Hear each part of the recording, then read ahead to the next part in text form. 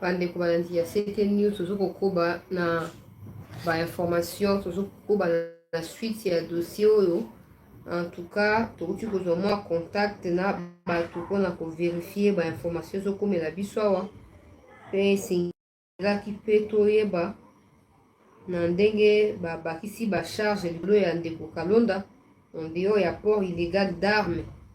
Akoki kosala prison neti ya combien d'années. En tout cas na osweti na nga te ntango naloba bongo bato mosusu bakanisa ke nazozela prison na ye nde moto akota prison apandi sango. Sengeli toverifie toyeba haute trahison, atteinte à la sûreté de l'État, azokourir peine et à combien d'années par exemple. Toujours quelques informations pour partager à la deuxième partie. Alors, dans le bas, on peut partager l'émission qu'on a.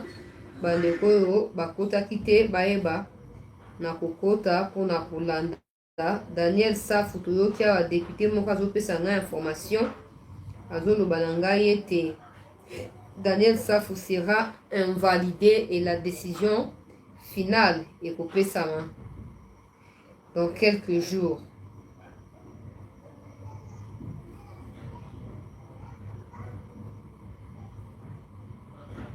Décision finale est coupée sa main dans quelques jours par les bureaux de l'Assemblée pour gravité à Baféwana, peuple congolais pour quitter. On va attendre on y sort. Montoualeki République Azalité. Alors rapidement pour la partie où il y a émission. Bon simba que tobandai ko la likambo ya collaborateur ya Moïse Katumbi babeng na kombo ya Salomon Kalonda. Soki agent payeur ya batiani soki na banani ndenge toyoka balobaka. Alors peuple congolais Salomon Kalonda bakanga qui est na début ya semaine dernière na njili wana bayaki mobembo na bango na yena Katumbi na batu na bango bayaki apona osaba trouble public na marche basalaki ko forcer au côté na Congo central malgré situation sécuritaire préoccupante. Alors si ça qui m'a comme na bango c'est que bazonga na epa na bango bakanga ki Salomon Kalonda na batu nsusu bakanga ki pe longo moko na ye. Katumbi ye moko a confirmé ki na ba médias internationaux et bazoko reprocher les collaborateurs na ye port illégal d'une arme. Donc yende o to mona ki ba vidéo circulaki que ye mutazaki na munduki na luketo mokolo marche salamaki.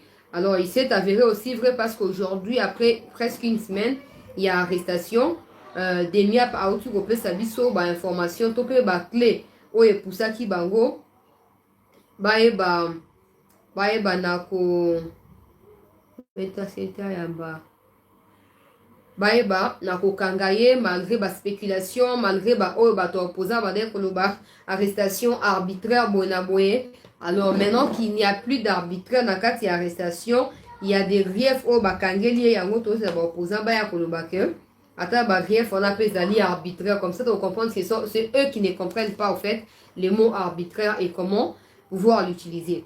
Alors bokanga que ba ebina ko tali sabiso pourquoi bakangi Kalonda bakangi ya liboso po azo ma munduki ya solo penza ba prouver que azalaki na munduki azalaka na ba minduki d'habitude atambola nango de façon illégale atika kozwa permis mon côté, donc azali danger public pour na ba congolais et tant bazo organiser marche eza certainement pour na koluka ko sa eloko moko boye ko msakao après ba ko wangana parce qu'ils n'ont pas de traces de port d'armes légalement na kati ya ba document ya bato à l'état ata soka bomi mutu moye bo retracer que za arme na ye ezalité. Donc rozamba mo compliqué ata mona munduki baloba te po aza conseiller à Katumbi. Katumbi n'est rien pour le Congo.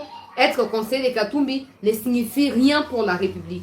On a des arrangements personnels, arrangements et partis politiques qui ne concernent nullement notre beau et grand pays. Sauf que vous avez vraiment pas si pour Nabiso. Marana oh bazoloba yo penza osokote la mutuboy. Mais si vous avez koloba ko ganga oh bakangi arrestation arbitraire, venez continuer à parler.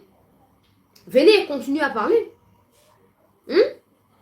Parce que nenga vu munduki wana illégalement aza mikanda mokote ata bomi mutu soka wanga ni bwana traste ka soma munduki quelque part bwana traste que l'état a autorisé qu'il y ait port d'armes quelque part et donc soka wanga ni ke wosani pour ba kezaye heureusement ba service à renseignement mboka basa musala ba una ndenge ya propre et ba traître le lenge wana ba complice ya ba mwanga chouchou ba M23 ba nani ba oza sous liberté pour place na bango za la prison bisika ba ke kozala rééduquer pe koyeba koyekola patriotisme na ndenge sengeli. Comment quelqu'un qui se veut congolais a jouer rôle et à trahison contre mboka na yemo pona bolamu ya étranger wana za congolais ta na âge ya kalonda wana nani Kasavu de Lumumba zaki déjà héros national na âge ya Salomon Kalonda mais ya za wana pona koloba makambo na mato ya Katumbi kokumbela ka téléphone kokosoma ba minduki pona koya kokoisa pouvoir en place na ba âge na bino Lumumba zaki déjà héros national. C'est pas possible quand même. Alors, Bakangie, port illégal d'armes et sinon, Mibé Kwazo courir de 5 à 10 ans. Il y a prison ferme. Il y a mis balai. Kalonda Bane Kotambwana ba FRDC sans que l'armée aille, sans que hiérarchie. Surtout l'intro ba FRDC na bazaki azubango na Lubumbashi. Toi azubango wapi. Soka azubango na Lubumbashi, alors il faut que la sécurité soit renforcée à Lubumbashi. Si un Kalonda peut avoir des militaires comme Bagarde Naye, c'est que tous ceux qui font les trafics d'influence na Katanga bazapela ba militaire. Bazapela ba militaire. Et sengel toke ba makasi. Bato ba se met insécurité partout ba ko tambola bazali source ya déstabilisation ya Congo. Bisika tout ba ko tambola il faut moment que moto ezopela pile tumbami balo bate Katumbi azabo Katumbi azanini. Katumbi azanini. Katumbi fait partie à bateau ba yibimbo na kati ya 6 communes. Bateau ba sali ke Congo a perdre. Bazu ba pourcentage. So ki ije Fabia Côte na Katanga ke ko enquêter gestion ya Katumbi kazi Katumbi za sous homme libre. N'est to story ki ke tout la muisi aza to ko pesa ba information à siko. To story ki ke tout la muisi aza. Et c'est ça là. Ozomona. So ki Kalonda ko zana minduki c'est très dangereux pour la paix et la quiétude. Il y a des Congolais, particulièrement des ya Katanga, et c'est que ko fouiller banda ya nani ya Salomon Kalonda, ko fouiller banda ko ba collaborateur nyonso ya Katumbi pour na koyeba. Parce que Katumbi yemo ko dissimuler facilement ba preuve tout ça bonaboye, mais soki bozu ba collaborateur na yebo ko retracer ti bo komi na niveau na ye. On ne souhaite pas son arrestation arbitraire, mais on souhaite que s'il est impliqué na ba magui, na ba trafic nyonso ba Kalonda oyo, et c'est ngeli yende ba tia maboko muto bosso. Parce que quand lui paye tous ces gens-là, ils ont l'attitude de circuler partout ils veulent, c'est parce qu'ils sont mieux payés par lui. Donc ils contribuent d'une manière ou d'une autre à la déstabilisation ya mboka na biso. Et bazo babi tous les communiqués. Oh, nzambe na ngai, Seigneur. Bon, les communiqués au bakende kosa na kashobo. Oh, ba opposant ba sali communiquer, ba sali soki 24 heures ya ba masolo après ba sali communiquer, ba annoncer ko se joindre ba force na ba pour combattre Tshisekedi, bonabwe. Ba toi demiap ba trouver que Salomon Kalonda avait envoyé la copie na ya lettre wana pas na ba Rwandais, pas na ba collaborateur ya Kagame avant ba publier yango. Botano niveau ya Ça me choque parce que moi, quand il s'agit du pays, j'ai tellement mal. Et quand je vois Makambaboué monter, me fait ça à passe na mao. Peuple congolais. Babi ba communiquer nyonso ba opposant ba tangaka. Oh ya marche na ba ya le 20 mai. Oh ba kuta ki na kashobo kuna. Oh elanda qui marche ya le 20 mai pour na koloba ba zo condamner ba acte barbarie ba gens de l'ordre tout ça. Tout c'est communiqué avant d'être lu face aux Congolais qui sont inconscients et qui les soutiennent là. Ces communiqués-là sont d'abord envoyés à Kagame. Et celui qui valide des paragraphes, et on va encore chercher pourquoi ils ne condamnent pas Kagame. Parce qu'ils sont des partenaires. C'est que l'image de qui a ceux qui m'ont Ibrahim, Katumbi, Kagame, c'est que Zaki n'a solo. Na Kenya, c'est que Zaki a solo. Ndenge nini Kalonda yo communiqué zo concerné ba Congolais kotinda ngo pour na ozwa aval ya Kagame. Na ndenge nini? C'est que bino boza au service ya Kagame. Na bano balikambo bandaka bato ba sanga tika ozokosa soutenir notre Tshisekedi de lokosa ta lelo nzamba ala la kate asungi ke demiap a dévoilé biso makambo nyonso comme ça mutu na mutu azo soutenir bango. Aye ba parti ya lelo qui a soutenir bato ba travailler contre Banguna ya République pour Banguna ya République. Salomon Kalonda qui semble être congolais de par son nom. Et Babiloko a gravité à l'Onengo. Et ça possible. On comprend pourquoi Bazan a intention directement comme ça la coup d'État parce que on était en contact avec Kagame. Quand Kagame n'arrive pas, il y a qu'au gagner Congo na Makamba M23. Il faut à moyen à Katamutu ya Congo. Veut dire à déstabiliser le président de la République. Comme ça, qu'on soit facilité à annoncer officiellement l'organisation, bazo soutenir. Mais quand les canons de bazo contribuent à plan wana, et c'est qu'on traiter bango plus que Kagame. Parce que Kagame c'est pas un Congolais, il nous est pas redevable. Par contre, le canon dans l'état congolais, il a des droits et des devoirs qui sont déterminés dans la loi. Ah oui, c'est clair. Et c'est clair. Bah pour nous côté Amabe. Bah pour nous côté Amabe. Et c'est ce qu'on s'est chargé dans le peuple congolais. Bah communiquer sur les canons par Kagame avant Batanyango. Non seulement ça. Bah rendez-vous qui déjà fixé pour la rencontre entre Bango et Kagame pour na kosa nini ko beta plan na ya ko faire tomber pouvoir en place. Donc il fallait d'abord qu'on soit Minduki pour stocker Minduki quelque part et qu'on soit tirer en bazali capable peut mobiliser ba moyen pour en cas de quoi ce qui est baluki ba ki mamalamu to ce qui est simbi ba s'imposer le pouvoir. Au moins ni ba to demi c'est ngebo andali kambo malamu. C'est ngebo andali kambo malamu. Tant que vous avez non, vous avez preuve que il voulait faire un coup d'État pour attirer Katangé dans le pouvoir. Il faut qu'on voit Katangé en état. Tant que Babika Katangé, c'est parce qu'ils savent qu'en disant, en citant son nom dans les conversations, sur Bakangi téléphone, Bakukanga Moutongo facilement. Ils ont dissimulé ça comme si c'était un Katangé. Il faut qu'on sache, son Moutongo za Katangé, to Katangé, to yeba Katangé a le lenge nini wana. Comment on a une Aouti wapi, et puis à Zanani. Katangé est vague, Katangé baza ebele. Il faut Kalonda ebisa biso les noms. Il y a Katangé ou il y a Linga qui a remplacé le pouvoir après coup d'état bango basali. Balinga basala. Bazu contact sur na ba braza sur na ba wapi pour na ko faire aboutir plan na bango. On a eu un coup d'état. Atteinte à la sûreté de l'État. Atteinte à la sûreté de l'État. Au Bakis nango 5 à 10 ans. Ozo courir déjà port d'armes illégales. Donc, le Congo a des criminels. Oyo, bazan na ba cravate. Ba kotambola yo moni okansi mutunzo kande aza criminel, aza assassin, aza mobomi monene. Soko moni Kalonda okoloba te ka ko za criminel. Mais zwa ba makambazo ko kangela ye. Nabika ka soki Kalonda ko sa le loko ya boye. Alors, il faut des miens au Melamaï ya Malili, au retracer dossier. On maintenant dossier tina niveau à l'école. Kalonda zwa kimbongo wapi osoma minduki. Azwa rambongo wapi ya kofuta ba militaire ya azwa pona garde na ye. Azwa rambongo wapi. Il faut qu'on mate na likamo. So Kalonda kutu bokange na bloka bongo c'est que maître ya Kalonda est la pire que Owana. Et la pire que ya Kalonda. Et puis ils sont pas qu'à deux, ils sont nombreux qui font ces bêtises là sur toute l'étendue à pays. S'ils sont en contact avec M23, c'est qu'ils ont aussi des points focaux dans toutes les provinces du pays. Il faut retirer beaucoup de coronavirus. Et les plus vite, vous allez mieux pour Nabiso. Il faut rapidement qu'on tienne Maboko, le coronavirus avant qu'on mette Nabiso trop tard. Tout le cas que Moïse Katoumi aurait fui déjà. Aurait déjà fui les pays. Mais si ici réellement Akimi, Aroki Manini, pour jusque-là, Kalonda bénéficie de la présomption d'innocence. Il y a Katoumi sur Aroki Manini. Aroki Manini, yo. Attends, il faut supposer que Kalonda peut aussi avoir fait certaines histoires sans que son chef ne soit au courant. Ça existe. Mais quand son chef, Akimi, solo, qui est bazo bakasi Akimi, on a solo, so qui Akimi, c'est Kaebi pourquoi Akimi. Ngade na remeta qui en cause ce qui s'est passé. Comment on peut expliquer que yo osa chef, osa na collaborateur dans au tambola.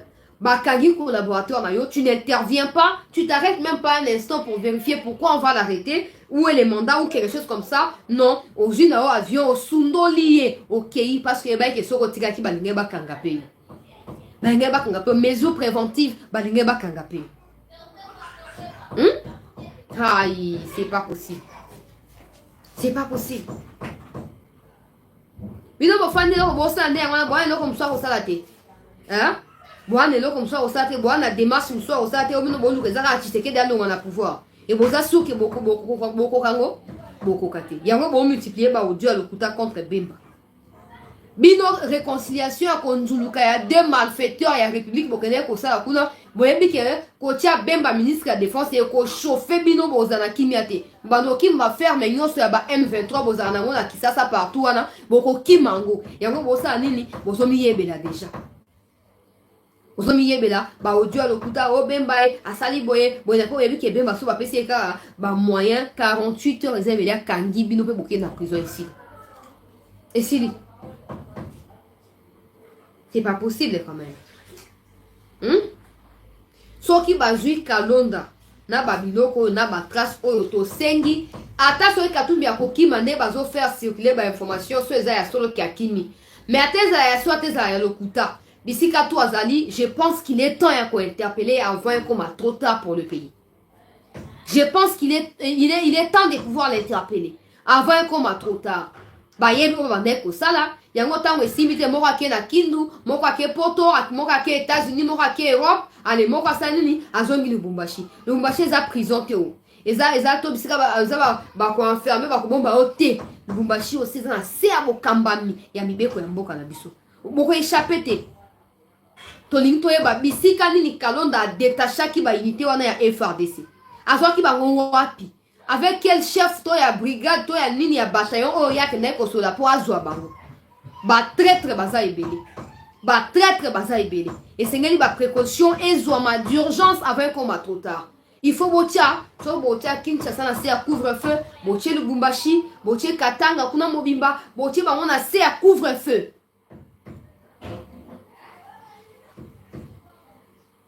Bato bako fanda. Tout le monde réfléchit, qui m'écoute Namboka, parce que l'équipe bloque qui est talo, tout le bloc à coller en zamba sungabiso. Au lieu de tout se base dans la même pensée, wana, mais on se pose à la pour créer trouble. Moi, je pense qu'il est temps, il y a quoi interpeller Katumbi. Akimate, il est temps de pouvoir l'interpeller et puis l'entendre sur sa part de responsabilité. Nakati y a ba révélation au basu na téléphone et à Salomon Kalonda. Aza innocenté quand même. Hein? Ces étrangers là, en passant par nous Congolais, on est plus crédibles. On est Congolais, on manipuler bango, bazo kokozo bango batie bango liboso neti batie Kalonda liboso katumbi na sima. Comme ça, on lingo traquer Kalonda, il reste sain et sauf. Batie ba Peter Tchani, ba Lourara, tout ça batie bango liboso, bo traquer bango, ba oya ba étranger on a batikali. Mais personne ne s'en rend compte, personne.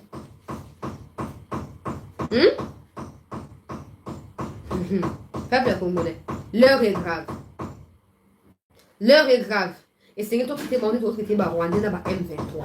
Donc, député moi avec cette histoire de vie, boss sur une décision qu'on a bureau na ba ouais à invalider ça.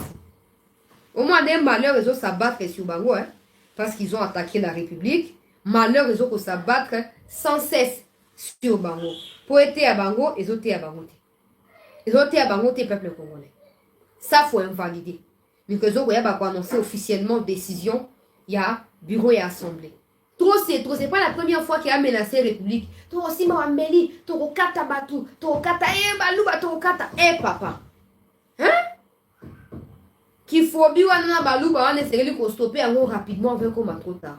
C'est que stopper na lombango. Na lombango. Alors, dernier sujet pour la partie avant de continuer dans la partie nous sous tu peux ça moi deux personnes opportunité à Kobenga mais vous patientez s'il vous plaît. Ba américain bazolo ba awa que bazoya ko construire banzela ba port na ba pont oyo coûté dans les 205 millions on a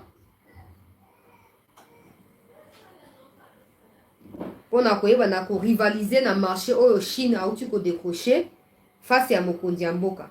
Pour les Américains, c'est inadmissible que le président ait accepté de réviser le contrat Sycomine. Pour eux, il fallait que le président rompe avec les Chinois et a priorisé le partenariat na Bango. mais le quoi président sali yango bango bakosala nyonso baya pe ko gagner marché na Congo 250 millions bakotia yango en œuvre pour na koyeba na ko construire banzela oyo ko permettre ko évacuer ba minerais il y a plus grande importance bazotonga nzela te po ba congolais ba bénéficier nango baotonga nzela po na faciliter bango ba évacuer ba minerais na bango ngana sina lobawa les Américains sont au Congo pour leurs intérêts. Arrêtez de nous sortir des mots du genre partenariat privilégié. Ça n'existe pas.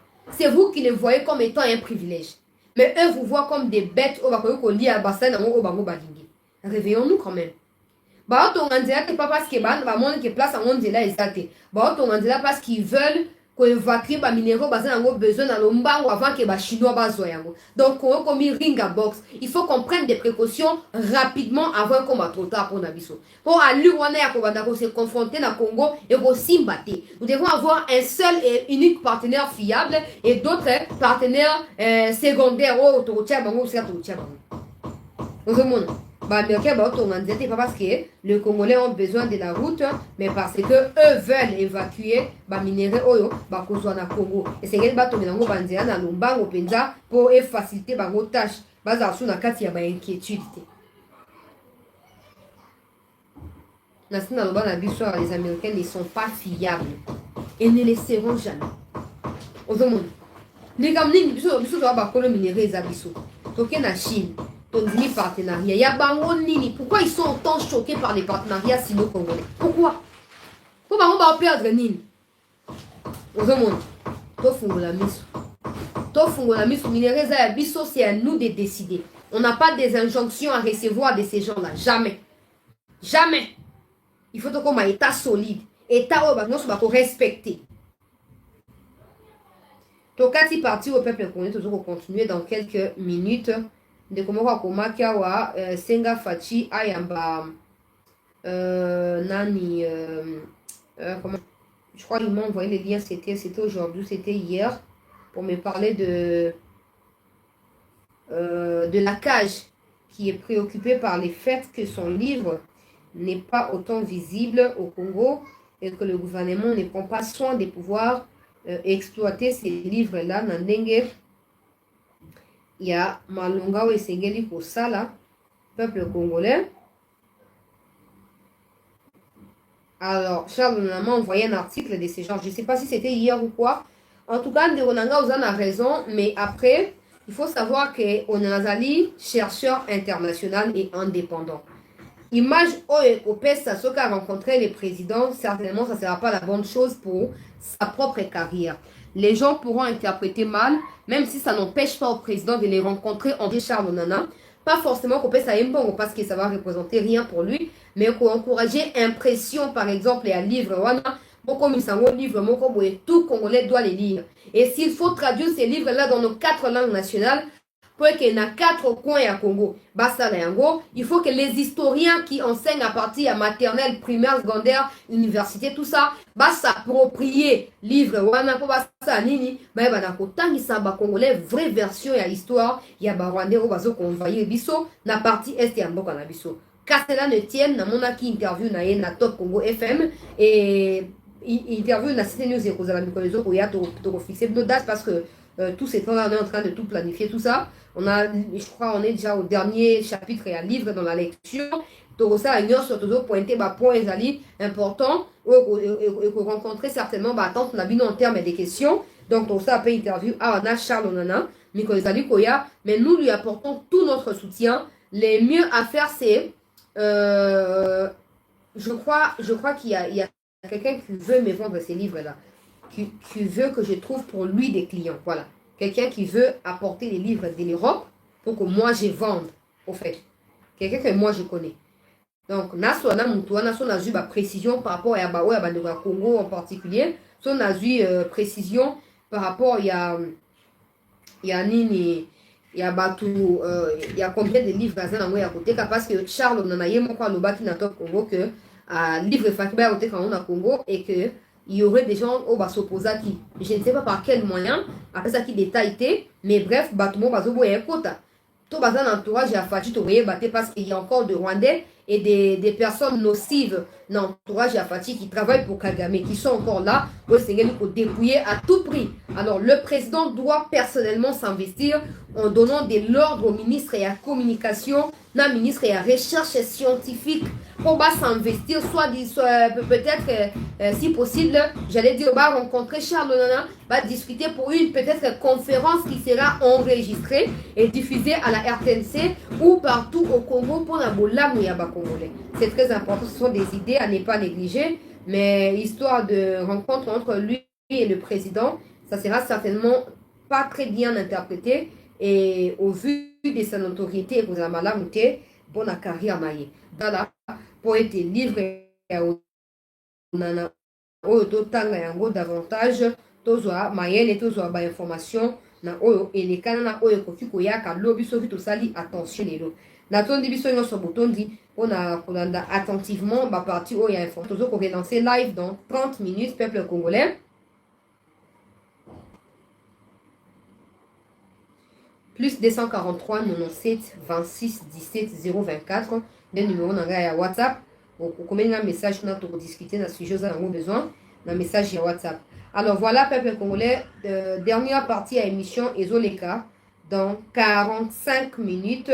Restez en attente pour la émission ya suka ya poko ya lelo ya mokolo ya lelo. Merci déjà et à très vite.